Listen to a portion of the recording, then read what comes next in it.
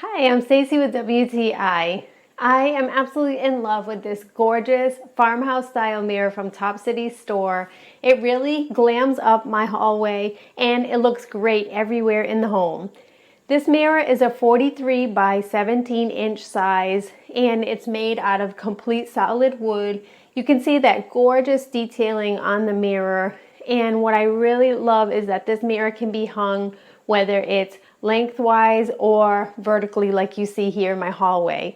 The mirror has really sturdy brackets that are already ready for whichever way that you want to hang it, and it just is a really beautiful looking mirror. I feel like I could walk into an old vintage store and find a mirror just like this, but I have this really great modern one that was ready for my wall. The mirror is the white color and they also have a beautiful green, but I love this white as I mentioned. It just really transforms how the hallway looks. It's crisp and clear looking and it has that beautiful farmhouse style.